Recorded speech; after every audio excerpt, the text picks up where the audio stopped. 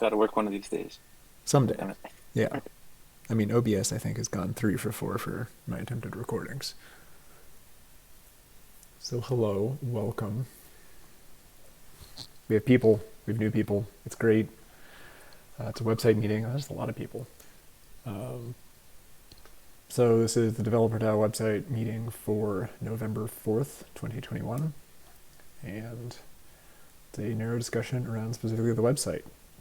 And actually, I didn't even need that off the cuff comment. I already wrote one yesterday. We have lots of people showing up and asking to get involved recently. This is great. And hopefully we can provide some of that in this meeting. And some of it, we're just going to do the same thing we've been doing for several weeks, being like, hey, season 0, it's coming, and there'll be more stuff for us to do then. So I guess we can dive right in. First thing we do, action item review. So from last week with Heart, you were going to look at who can view or share the Infura key. I still have no idea whose Infura key we're using. Nobody seems to know. That's definitely the best case. Did you ask Nagma? Because she was the one that stuck it there in the first place. It might be hers then. Yeah, I Yeah. didn't reach out to her directly, so I can do that. My other follow-up, I'll just go ahead and do that because it's also related to her. About getting access to, we have a shared developer DAO email, which is developerdao1@gmail.com. It's currently just used for planning meetings, but we want to get access to that for analytics. I did reach out to her for that, and she said she would look into it, but I haven't heard anything back. That was just yesterday, so I will email you. Cut out. Yeah, it, like reconnected. Maybe it rolled servers or something. Yeah, that was weird. So I'll follow up with her after this meeting on both things, and see if I can get something from her on both. Excellent. Or I'll just do it right now. That works too. I also messaged her yesterday regarding the open ticket. So hopefully at some point she'll realize that finding that email will be worth not getting harassed about it anymore. Right. All right, Narbs, your .env.example. Is that a thing?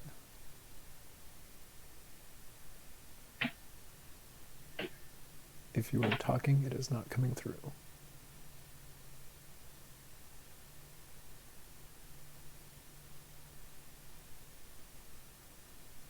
Yeah, we see you unmuted, but nothing is coming out, so a hardware mute or something.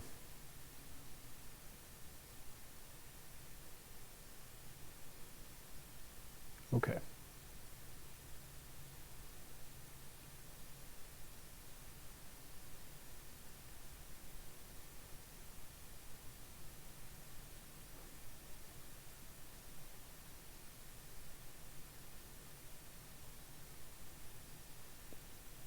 Hello?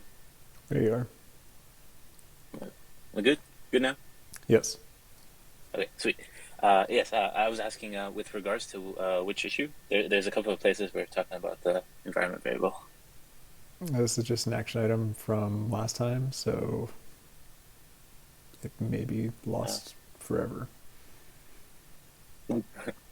Well, we have set an environment variable for the Infura key, and that is working as expected.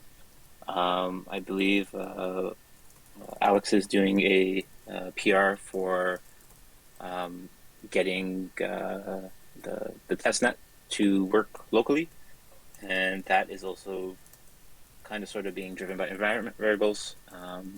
And the other thing to do with environment variables was, I think it was a broader discussion that came out of another PR, I forget which one, but it was around some of the constants in the developer DAO constants file not being true constants and rather config-oriented strings, basically like URLs and whatnot. So, like in my head, I would prefer us to go like an environment config route. Now, whether or not that's possible or not, with Vercel and JavaScript in general, I'm not sure. I've never done that before. I've done it plenty of times in Java and Spring, enterprise stuff. But Yes. I did find one open source library that had a lot of stars and around that kind of did that what we were looking for. Or basically had like a production test local config you could draw up with like JSON or whatnot. But I haven't looked further into that other than finding it yesterday. So that's something I'll have to deep dive a bit more into. Okay. Yeah. My impression is also that we can do all that. Yeah, it should be possible. It's just like figuring out the way to do it. Yep. Awesome. For anyone who's seen the video later, that is Manny in the top right-hand corner. Left for me, but whatever. No, it's just you. So I'm recording, and you're like halfway cut off and also halfway in the video. Oh, God. Nice. Yep. There you go. All right. And then last item, because with Tart, that is Mark, already covered the analytics stuff. Splitting up the internationalization ticket. So yeah, I did that. We have one key in one language that needs to be translated into Portuguese in 3 variants. So that's now 3 separate tickets, and we closed the one outstanding one so that ideally, as we move forward, we can put each key in each language as its own ticket, or each set of keys, I should say. So if you have a change that brings in multiple keys, you can put those keys in the same ticket, but break it out for each language, because that way someone who speaks one of those languages and can do that translation can come in, do that one issue, we can close that issue and move forward with our lives, instead of being this all-encompassing ticket that's quite possibly impossible for one human being to sit down and do, unless you're a polyglot. So yeah, then moving on to triage. So there are 3 actual tickets, I'm calling them, that were open this week. All were already assigned, so I'm saying that's triage being successful. 3 translation tickets were opened by me on the night of the 3rd of November, so they have not been around for that long, and I don't know how many people we have to speak Portuguese versus Brazilian Portuguese versus Portugal Portuguese. I think that's the correct interpretation of those abbreviations. So those may be around for a while, depending on the availability of Portuguese. And then we can close issue number 95, seeing as that is now old, but I lack the rights to do so.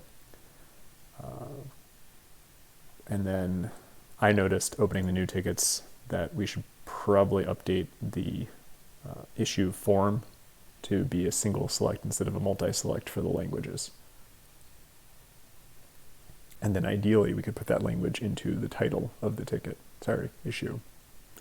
Because that'll make it easier for people to find.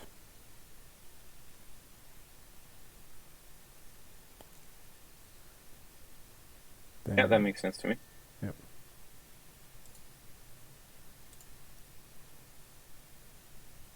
All right, then we have issues. So I have a link in the meeting notes, which are linked now. We have a number of open issues. So kind of running down the list, 156 is the responsive design that has progress from the project code. This is GitHub handle, their GitHub handle. 155 is the network switching for test environments, so Narv's just referred to it there.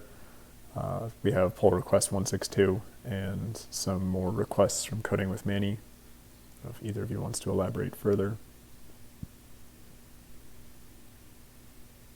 I can go quickly.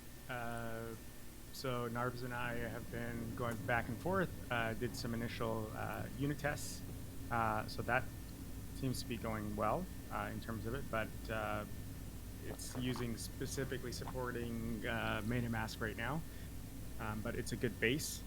The Cypress tests are coming up next, so I just wanted to make sure that we had the unit tests, and then the end-to-end tests will come in shortly after. But everything is pointing to all positives. It's just, I don't think there's any blockers. It's just kind of just chugging through these, basically. Awesome. For the responsive. Oh, go ahead. I was just going to ask if that also kind of covers 154, which is end-to-end test for direct mint. Yeah. Okay. In regards to the responsive design, so it's pretty much finished. Just honestly, for some reason I'm running into that error trying to commit the changes. Yes. To the branch. So just working through that is next for me. I tried to do it through the terminal as well, but same thing. So just figuring out how to push it up. Just gonna be doing some more research just to see why the error is happening and then how to overcome it. So yeah, and for everyone's reference, that was, I can't remember what channel that was, but the error specifically that it's throwing refers to not being able to find Husky, right? right, yes. Yeah. Yes. So. And even with like Yarn Prepare, it installs Husky, but still when it comes to committing, it just fails. So Are you on Windows or Mac OS or Linux? Mac. And then like I tried to do it from VS Code as well as the terminal. So both was throwing the same error. And is it referring to Husky, like just the word Husky, or is it going node modules.bin.husky? Let me see.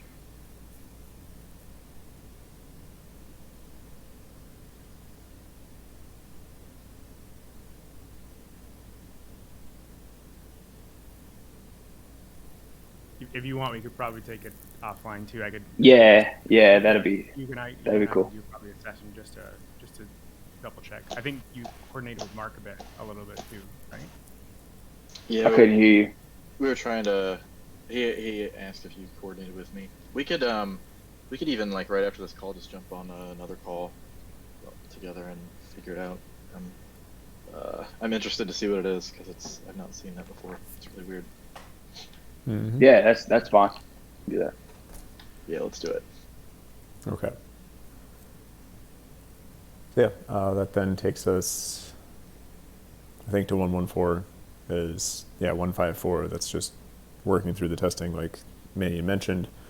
Landing/home page, so that has the draft PR 159 open, and then we also have another PR or another draft PR that exists. So I believe the idea at this point is that Nazik is going to continue forward with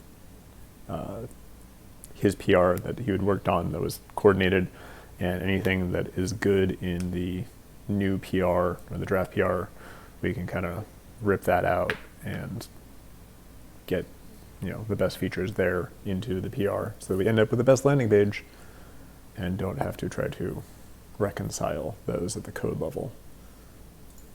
That's my impression, at least. I know it's been a bit of discussion. Mark may have further input on that or insight. I think you covered it. Okay. I think the other PR. All right. I wanted to just talk about this for a little bit. So like the other PR, just like a little learning opportunity for open source. I know that is that guy's or girl's second contribution to open source. So something that you should keep in mind when you're submitting a PR to something open source. Cat, get out of here. Sorry. Cat's desperate for attention. Is if you're opening a PR, you should try to do things in an atomic way. And what I mean by that is if you are implementing the landing page, you should try to just make your code related to implementing the actual landing page. The problem with the other PR that was opened is that it's not just the landing page, it's also adding path aliases to Next.js. It's also switching us from React to Preact and a bunch of things that we might want to consider and talk about, but because it's all lumped into one, it makes it hard for code reviewers to review that and understand exactly what's going on. And it makes it difficult for us to reject just one piece. Like if we don't want to switch to Preact, but we want everything else, that's now a bunch of extra work to go back and pull that piece out. So they're not here to defend themselves. I'm not even really attacking them. I just wanted to throw that out there because that was some feedback I was going to give them, and I figured I would share that with everybody else. Just like the more atomic your PR can be to do just one specific thing, the better off it is for everybody involved in getting that merged and reviewing it. So basically, Mark is attacking the person. That's what I heard too. Yes. They're terrible. They're a terrible human being, is what I'm saying, basically. That's what I heard. That's the takeaway. Yep. Do we have a standard review process yet?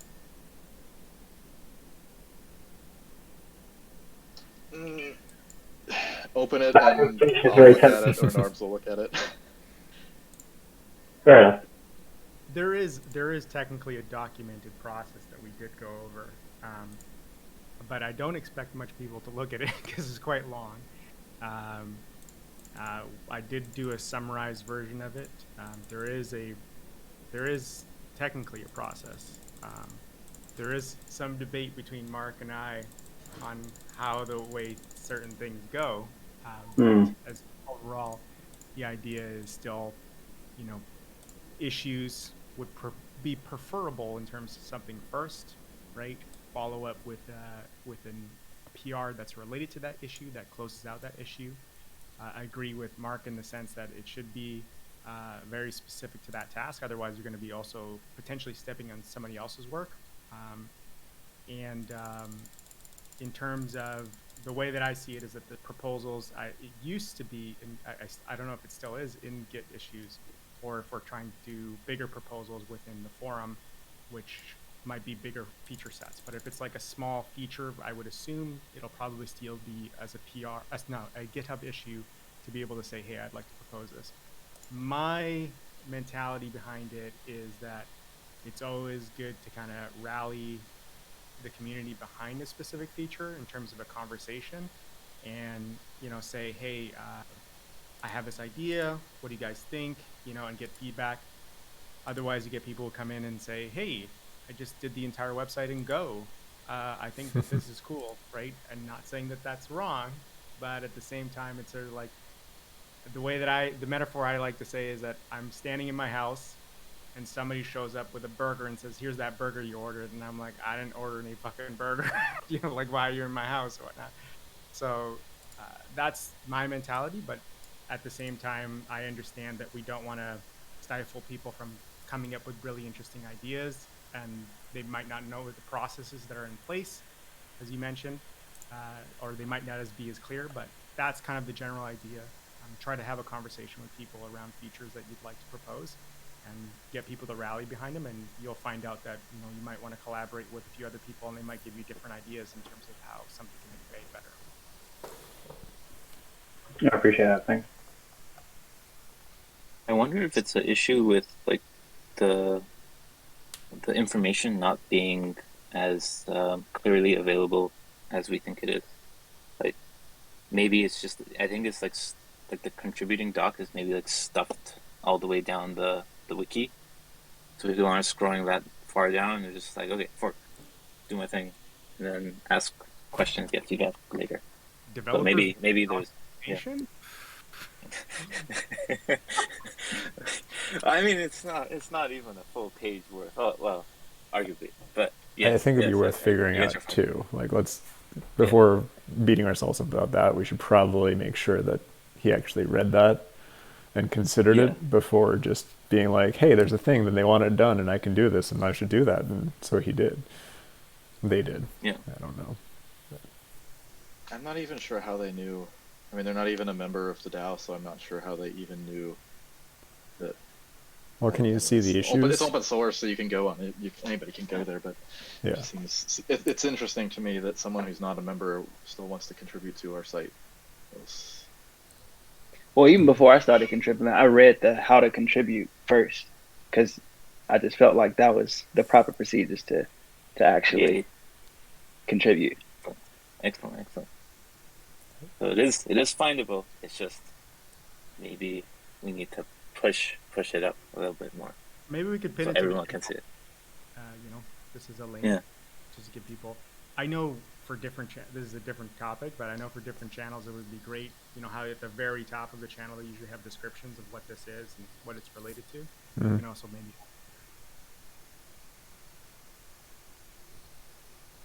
Okay. But thank you for reading that. Yes. That lets me know that it didn't go to waste in terms of all the writing. So. Yeah, because I was like, let me just figure out how the proper guidelines that they have in place to contribute before I just fork and start working. It's like, and that's initial, that's the initial thing that you want to do, but it's not proper. Yep. Okay, just to steal it back, keep going on the issues. This is all good. Wait. This is the kind of thing we have to get our I just want hands to go around. back a little bit. Okay. If somebody just wants to show up with a burger in my house, I will gladly just take a random burger. Just throwing it out there. Yes. You think that? Yes. And then they're going to come in with like some kind of weird combination that is popular somewhere else, and you're going to be like, this is not a burger anymore. I'll try it. I'll eat anything. Try it, yeah. They'll bring you the Beyond Meat stuff. It's pretty passable. That stuff is crack for me. Anyways. Yep. Okay, issue 114, landing and homepage. We were just talking about, 110, the about page. Basically the same thing as, well, no, it's not the same thing as 114. So it is waiting on the content that'll go on that page with the season 0 final verbiage. Nazik, so the same person who's working on 114, has expressed interest in doing that. I think that's good. If anything, like, he could get started running with that because words take up more or less the same amount of space, and so the framework could be there pending final details, but I'm not going to tell him how to live his life. 98. Why not? There's a whole lot of ways to get things done, and I had a lot of time with a lot of authoritarian living, and I just got over that.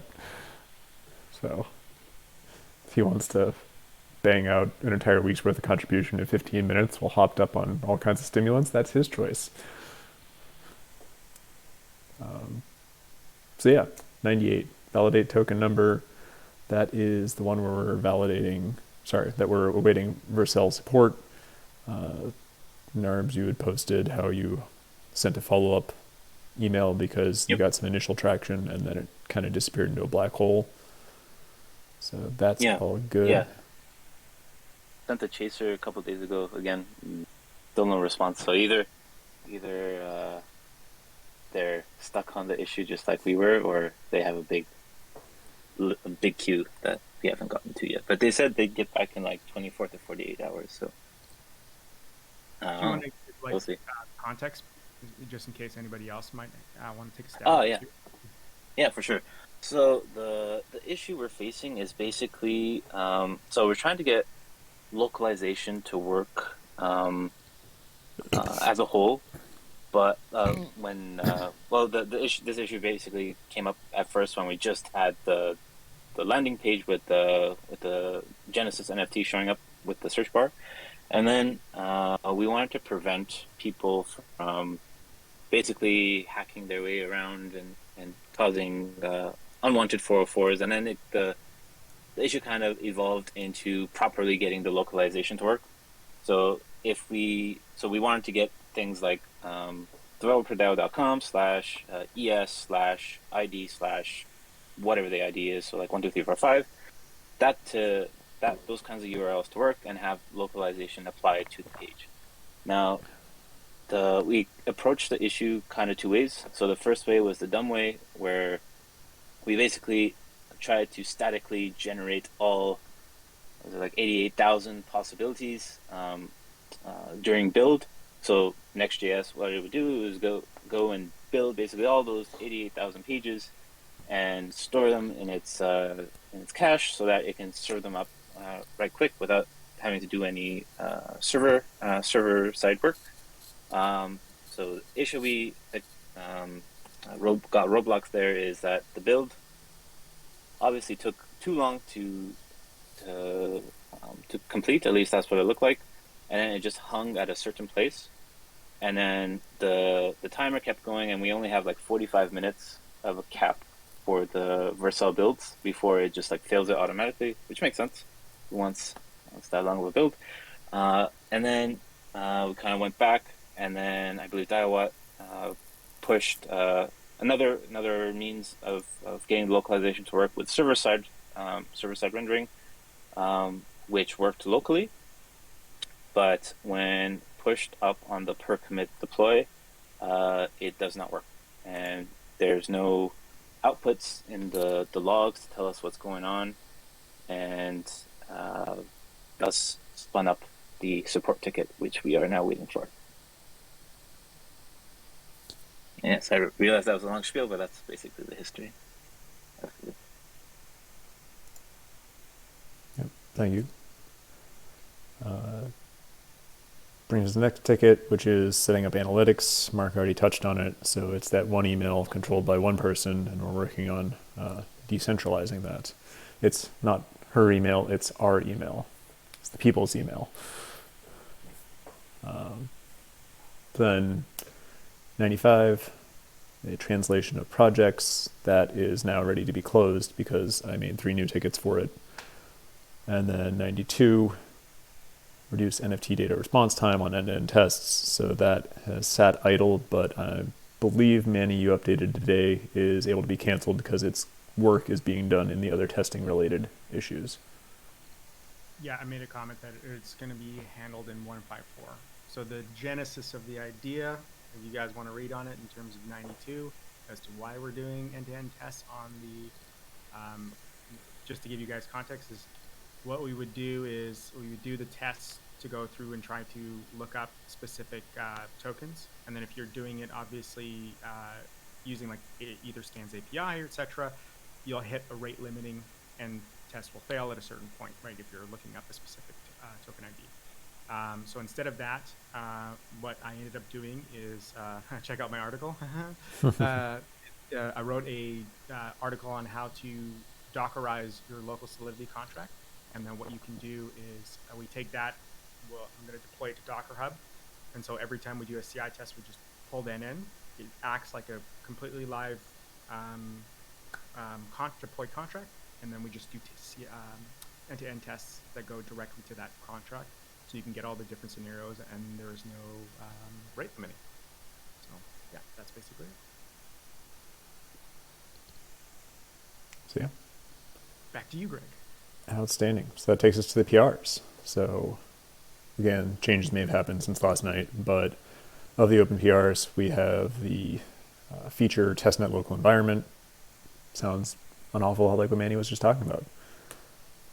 Actually, no, sorry, that is the one that Nars mentioned before, where using environment variables and then are choosing what you're connecting to for your network so that you don't do a bunch of tests against mainnet or fail a bunch of tests against mainnet because money. Yeah. Can we talk about this really quickly, just to give also context? So my perception, again, me, is on the idea that for the CI tests, we'll do against a local Docker deployment. So basically no rate limiting, there's a local deployed contract. For unit test, there is no contract obviously to test against. The deployed Vercel deployment essentially is we want to try to make it against testnet. I know, Narbs, you mentioned the idea that like if you want to mint something, you can't really reset a mint once it's minted. But don't necessarily think that, my argument was that I don't necessarily think that we need to do any tests related to that, because it's just to be able to show that it can actually connect to a specific contract. Whether or not somebody mints something or looks something up, that's still good. and then obviously production is mainnet that it goes in. So just recap: production mainnet, deployed PRs testnet, and then CI processes are all local in terms of a specific contract. So that's my idea. That's how I still see it, but I don't know if anybody has any other thoughts or.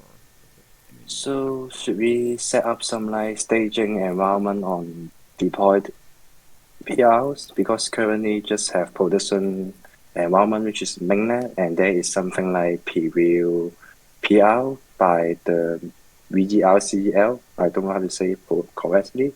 It's just something like production preview, but there is nothing like a testing site for people to try with some testnet actions.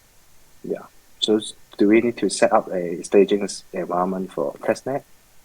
Currently, the PR is just set up and using testnet for local environment. Yeah. Yeah. So Yeah. test. Narbs, you take it, man. You take it. No, sorry, man. Yeah, basically, I think I had the same idea. Basically, that's what we want to do. But I don't like. For me, like I don't know if the per deployment, per commit deployments on Vercel, how to configure that to be a test, or whether or not we are, or that's like abusing the system. So that's like a point of research that I can take on and try and figure out. But that's generally how I would see things playing out as well. I don't know if you have anything to add on that, man. Yeah, I was actually going to say that testnet would just be the Ropstein network. So it would just, I don't know if we actually, I would assume maybe that Nader did a deployment to the Ropstein network of the contract beforehand just to play around with it. So my thinking is that whatever PRs are deployed, they get to interact with the Ropstein network. So it's not like a local, like deployed contract that we set up another server. That would only be with the Docker Hub and the CI process. So whatever is on a PR would actually be interacting with the contract, just the Ropstein network, basically, not mainnet. That's the way I saw it. So in terms of like Narbs, in terms of the work, it's really just being able to change out the contract address. Yeah.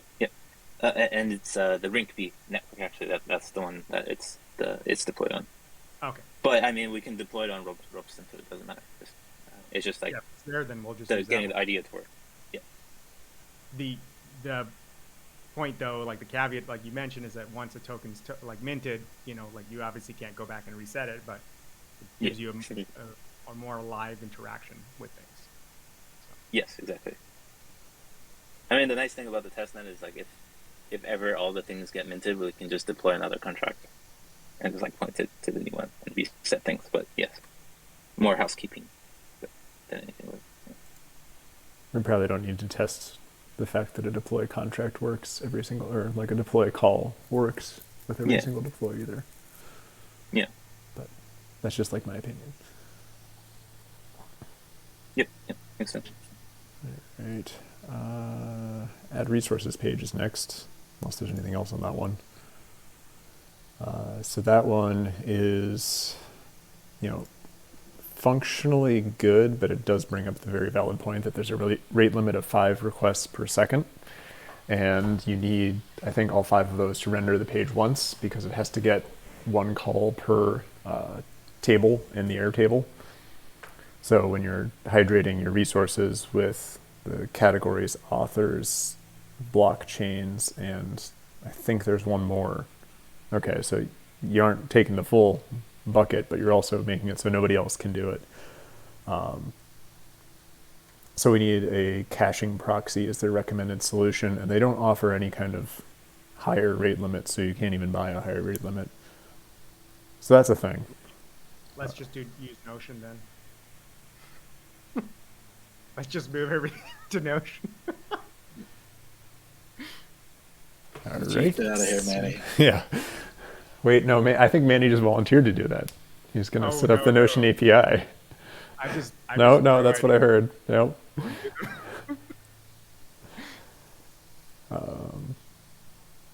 But yeah, so I think that's probably a thing that could be done.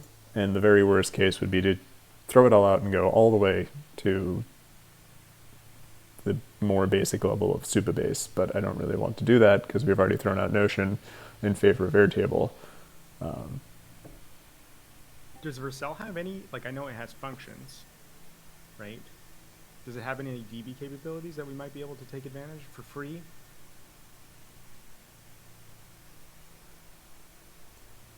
Actually, I have no clue. we just need a static JSON file that we just need to update somewhere, right? Like, I mean, yeah, if we generate, like, it's going to be less than live anyway because, well, no. So the Airtable API calls are going to be live. So the resources page will be up to date. It's the other thing, the generating the markdown will be static. But we could periodically generate a JSON file somewhere and serve off of that. I don't know if You could make use of the functions, Vercel functions for that. Okay, yeah. If I understand correctly, it's basically like a Lambda, right? So. yeah. Okay, so that's something worth looking into. Yeah, you can use ISR so it caches. These are all. Sorry. I assume this is Vercel stuff. Yeah.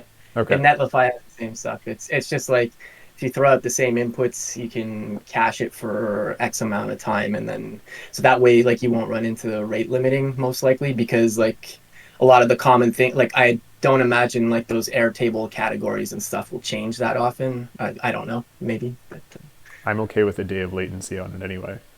The only request we make is a full list. It's not like we're querying specific ones.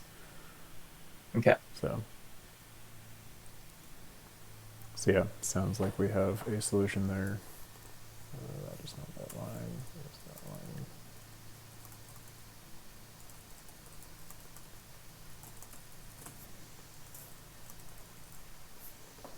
line. Adding the hook to get the dev NFT supply. There were changes requested yesterday, but progress is being made. That's 160. Redesigning the landing page, so PR 159 is a draft that goes with issue 114, already discussed.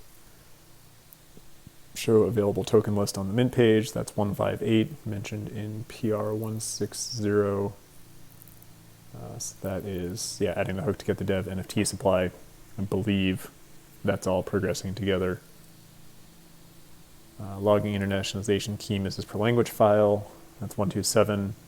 That is going to be reverted to an in-repo script, so that'll be a Husky pre-commit, and it'll just tell the developer, hey, these keys need these languages, and then it's on the developer to actually check the issues, make sure there are the issues that need to be created, and create any that are not there yet. It's a great learning exercise about Git hooks, or not Git hooks, Git actions. And then PR 105, that is blocked by the build issues referred in issue 98. So we already discussed that as well. Moving onwards to design. So I kind of mentioned it before. I think that it's worth looking at the about page and figuring out what that's going to look like regardless of what the exact words are going to be. We can lorem ipsum it out and at least have a Figma that's ready for, I mean, we've got the proposals. So the words are pretty close to there anyway. Do we have German as a supported language? I'm pretty sure we do. It's I would DE. like to see what it looks like in German because it's like one of the longest letters for words. Will definitely change the look and design. It's worth looking at, but it's usually pretty dense meaning. Like, you know, we use articles and adverbs and stuff, and they're just like, let's smash nouns together. So I know French is a little bit longer, Spanish obviously, but German, those words, man, they're long. No, that's a good consideration for line breaks and stuff. You know, break on white space. There is no white space. Yeah. And if anyone sees inspiring type website stuff, cool, we could share that, like, in terms of what we want the about page to look like. Basically, my opinion is we should be thinking about the about page so we're able to turn out an about page as soon as the content is ready. Proposed features and projects. I'm not aware of any. Miscellaneous. God, this drum's broken at this point. The horse has been dead for months and I'm just beating a skeleton, but season 0 is coming.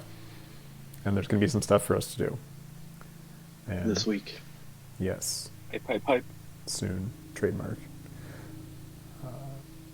But yeah, there are 3 call-outs specifically in the proposal that's on the forum. So the primary objective during season 0 is to build and launch version 1 of the website with a structure and content that helps the DAO deliver on its mission, values, and goals, to potentially include the following: landing page that gives high-level overview of the DAO and encourages people to take action, join, check out projects, learn Web3, projects pages that primarily highlight the ongoing DAO projects and also provide some visibility for member projects created in/for the DAO/its members. And he included an apostrophe there. And then a contract or partner with us section or page. So that's basically modifying or extending the project page and adding the contact or partner with us page. And those are the things I see on the horizon based on what the season 0 documentation has that we haven't already started addressing. Because the landing page rebuild is going to be conspicuously ready about the same time, and the About Us page we can hopefully turn around quickly with season 0, but we already know it's coming. And that's all I've got. Yeah, I highly recommend checking out that proposal, because we're going to be putting it on Snapshot soon to make it official, and I think it really kind of goes into how people will actually be able to get involved. With season 0, we're going to be starting a couple different guilds as a DAO to focus on big picture areas. So marketing and business development is one of them. What do we have? Design, writers, community, and then a developer guild, which I think will apply to most of the people in the DAO. So what we're actually thinking is starting a developer guild, which will encompass most of the developers, and then as a collective determining how we want to break that up into sub guilds. So front end guild, back end guild, Solidity guild, whatever we come up with. And that's going to be nice because it's going to enable us to start building more things as a group that isn't just the website. Everybody's coming to the website project and wants to help. There's not really that much that we want to actually do with the website. It's just meant to be our static page for marketing ourselves and displaying resources that we collect, some basic things like that. But as we get into guilds, and especially as we get into season 1, once we figure things out, we're going to have a lot more projects that aren't just the site that everyone can get involved in and start to actually make an impact on. So there's a lot to still figure out, but I think as we get into season 0, we'll be able to start collecting ideas of what we want to work on as a DAO, and a lot more things will become available that people can actually do other than just playing with this static site that we have. So exciting, lots of big things coming up very soon. So yeah, be sure to check out the proposal, and I think I'm going to actually announce this tomorrow at the town hall. So if you have time, you should show up and hear Kemp and Natter and a couple others talk about their vision for the seasons and kind of get excited with everybody. You know, hype for Mark too, because that was your God Emperor of developers speaking. We don't have a title declared yet, but it's leader, and leader is always in quotation marks because it's like, I don't need that kind of pressure in my life. I'm just here to help organize and push things along. So yeah, there will be opportunities for people to do development. You don't have to join the developer guild. You could join one of the other guilds. You could join multiple guilds. There's lots of different ways for people to get involved. And I think especially as we break apart into sub guilds, there will be opportunities for more leadership positions if that's the kind of thing that you're interested in. So there's a lot of opportunities coming down the pipeline in the short to medium term. So pretty exciting.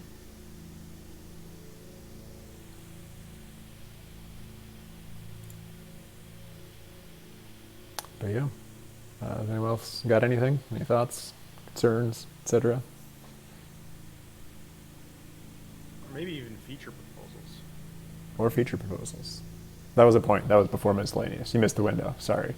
No more. Yeah, can't do it. Fine. I did want to call out that we have a couple people trying to assemble a job board project. It's like real early days. There's not really even anything figured out, but there is a repo on the developer DAO organization. So if you're looking for something to get involved in that involves more than just a static site, that could possibly be an opportunity. I'll link to it in the developer text, voice text channel, if my cat will get out of my way. Just so you have something to look at, maybe discuss some ideas over there or something.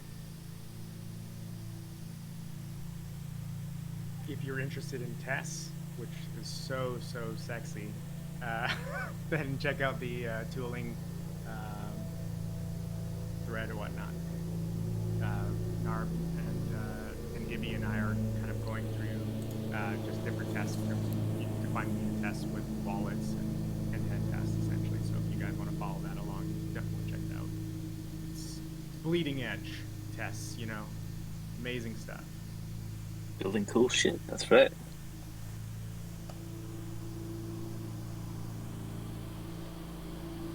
I should preface that the tooling channel itself was originally spawned out of the fact that there isn't any good wallet mocking libraries out there, and that we should explore basically doing so. Though there's no like concrete kind of project around it at the moment, and the channel itself, tooling, is kind of general, but the hope is that we can discuss like any cool kind of tooling projects that or initiatives that we might want to do as a DAO. So if you got any cool ideas or just want to spitball, come out and join the channel.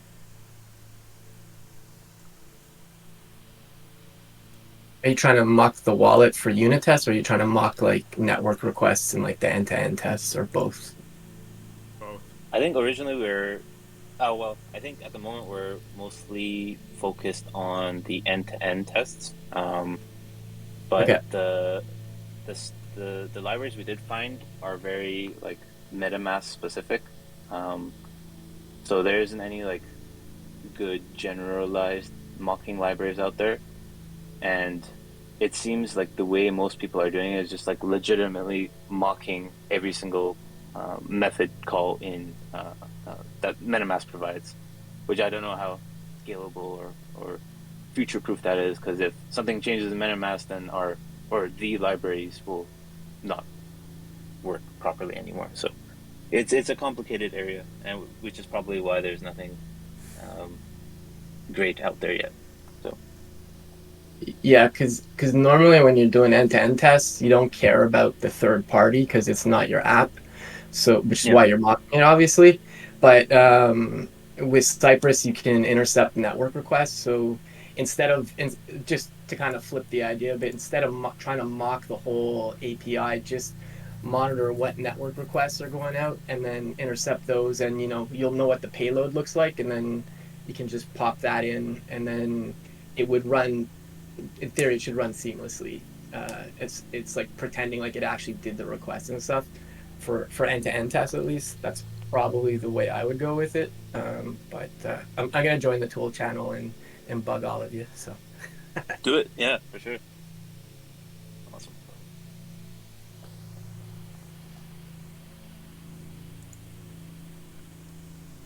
All right. Do I get to pitch my project now?